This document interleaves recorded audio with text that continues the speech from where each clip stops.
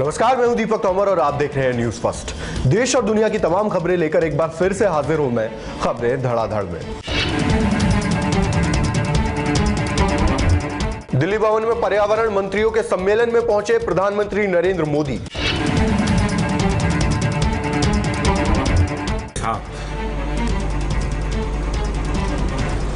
इन चर्चाओं में अपना योगदान देंगे तो ये 2 दिवसीय सम्मेलन अधिक सार्थक होगा।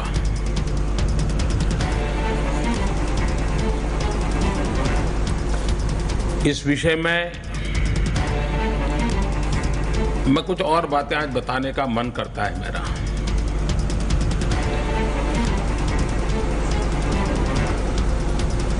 क्लाइमेट के संबंध में या एनवायरनमेंट के संबंध में प्रारंभ से कुछ हमारी गलत अभिव्यक्ति रही है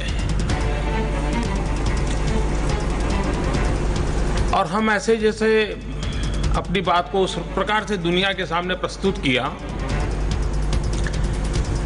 कि ऐसा लगने लगा कि जैसे हमें न क्लाइमेट की परवाह है न हमें एनवायरनमेंट की परवाह है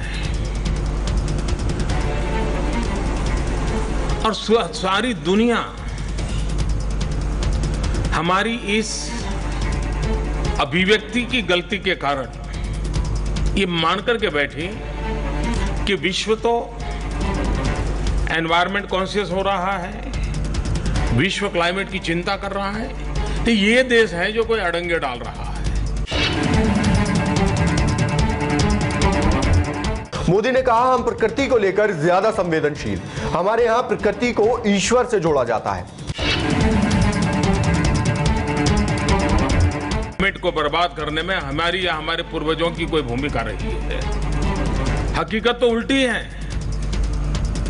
हम उस परंपरा में पले हैं, उन नीति नियम और बंधनों में पले बढ़े लोग हैं जहां प्रकृति को परमेश्वर के रूप में माना गया है, जहां पर प्रकृति की पूजा को सार्थक माना गया है और जहां पर प्रकृति की रक्षा को मानवीय संवेदनाओं के साथ जोड़ा गया है। प्रधानमंत्री नरेंद्र मोदी ने कहा, भारत में लोग अपनी बात बताने में करते हैं संकोच।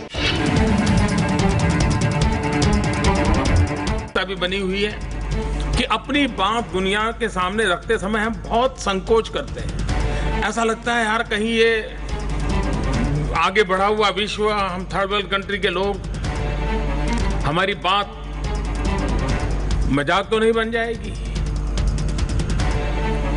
जब तक हमारे भीतर एक कॉन्फिडेंस नहीं आता है,